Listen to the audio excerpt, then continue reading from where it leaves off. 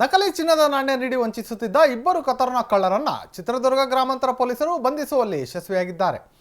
ರಮೇಶ್, ರಾಮಕೃಷ್ಣ ಬಂಧಿತ ಆರೋಪಿಗಳು. ಬಂಧಿತರಿಂದ 22 ಲಕ್ಷ ನಗದು ವಶಪಡಿಸಿಕೊಳ್ಳಲಾಗಿದೆ.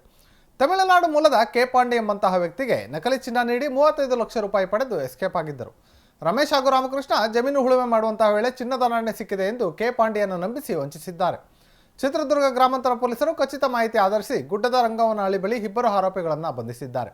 ಗ್ರಾಮಾಂತರ ಠಾಣೆಯಲ್ಲಿ ಪ್ರಕರಣ ದಾಖಲಾಗಿದೆ.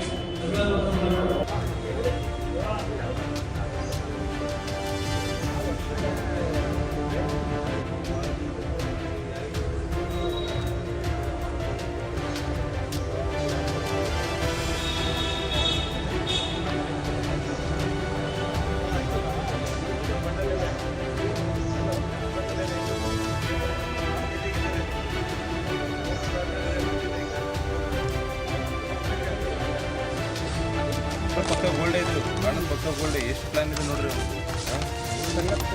ಸೆಟಪ್ ಗೋಲ್ಡ್ ಅದರಲ್ಲಿ ಇದ್ದಾರೆ.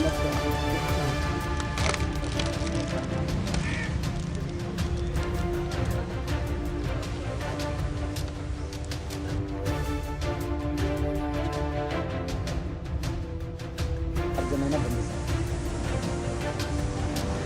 ವಾಟರ್ ಸಿಸ್ಟಮ್ ಮನೆ ಕಟ್ಟಕ್ಕೆ